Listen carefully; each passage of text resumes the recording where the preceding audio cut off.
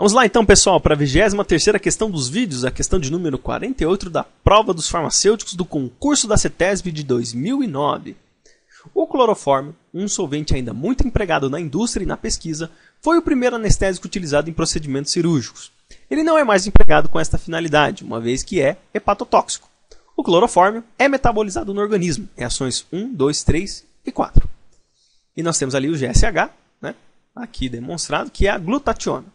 Sendo as reações 1, 2 e 4, 1, 2 e 4, catalisadas pelas isoenzimas citocromo P2E1 do citocromo P450. É correto afirmar que, letra A, as reações 1 e 2 correspondem às reações de fase 2. Letra B, a reação 3 corresponde a uma reação de fase 1. Reação que aumenta a lipossolubilidade do metabólito do clorofórmio. Letra C. O metabólito formado na reação 2 só é tóxico se reagir com a glutationa. Letra D.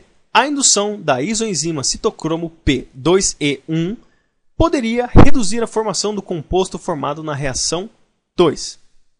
Letra E. A toxicidade do clorofórmio pode estar relacionada com a formação dos metabólitos gerados nas fases 2 e 4. Então vamos lá.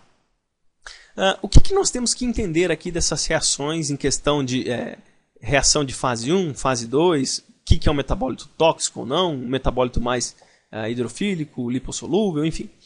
Nós temos aqui o clorofórmio numa condição inicial, né, o triclorometano. Aí nós temos a reação 1, que é a modificação da estrutura química aqui do clorofórmio, adicionando uma hidroxila nessa região.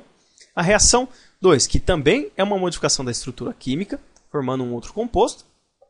Esse composto, por sua vez, ele pode reagir com glutationa, formando um terceiro composto ainda. Quer dizer, um quarto composto aqui, né, que é o GSH ligado com 2 carbonos e aqui um grupamento C-O, uma carbonila aqui.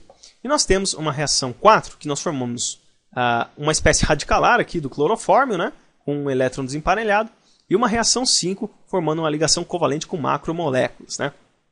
Então veja, o que nós podemos tirar de conclusão aqui destas reações? Bom, os compostos aqui da reação, o composto inicial, o clorofórmio, o composto da reação 4 e o composto da reação 2 são compostos tóxicos. Bom, o clorofórmio acredita-se, né, que ele é capaz de ativar canais de potássio voltagem independente e hiperpolarizar a célula, e por isso que os indivíduos entravam numa condição anestésica.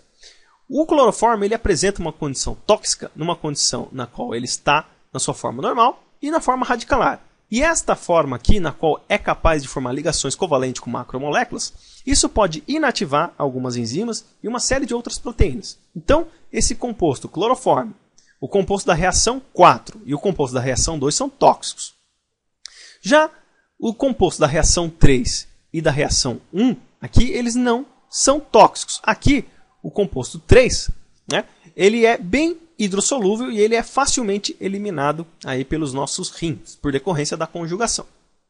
Esse composto aqui ele perde um pouco da sua atividade em relação ao clorofórmio, apesar de apresentar uma certa toxicidade, ele é bem menos tóxico que o clorofórmio, que esse composto aqui, e o clorofórmio radicalar.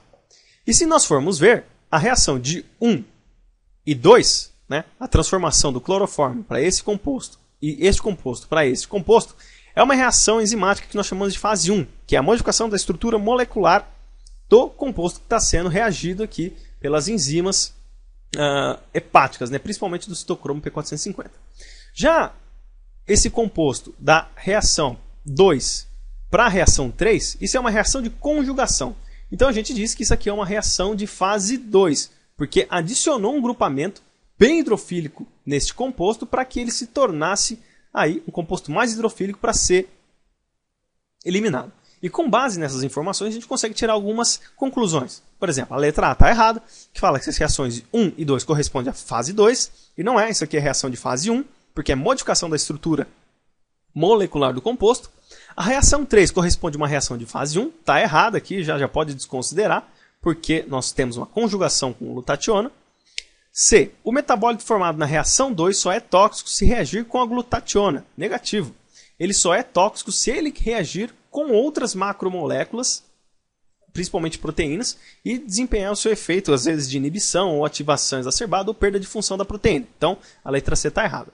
A letra D, a indução da isoenzima CYP2E1 poderia reduzir a formação do composto formado na reação 2. Pelo contrário, o composto da reação 2 é oriundo da catálise dessa enzima. Se nós aumentarmos aqui a concentração desta enzima no meio, aumentar a quantidade dessa enzima, a quantidade desse produto irá aumentar se porventura a quantidade de cloroforme for alta, visto que enzimas não deslocam o equilíbrio, mas se nós aumentarmos a quantidade de enzimas, nós temos uma maior velocidade de catálise aqui desse composto, então nós temos uma maior velocidade de formação dele. Então poderia aumentar a capacidade tóxica desse composto. E a letra E, a toxicidade do cloroforme pode estar associada à formação dos metabólitos gerados nas reações 2 e 4. Com certeza. Por exemplo, aqui nós temos uma espécie radicalar que pode sair reagindo com qualquer coisa que pode encontrar aí no meio, né? Então ele pode catalisar aí uma quebra na dupla fita do DNA, pode causar peroxidação lipídica por decorrência de ser uma espécie radicalar. E aqui, este composto, por reagir com macromoléculas de forma covalente, isso pode, como eu falei, inativar, ativar determinadas enzimas ou perder a função de outras macromoléculas aí que se liguem com esse composto. Então a resposta correta para essa questão é a letra E. A toxicidade do clorofórmio pode estar associada à formação dos metabólitos gerados nas reações 2 e 4. Daqui a pouquinho a gente continua com as questões do concurso da CETESB de 2009, da prova dos farmacêuticos. Até já!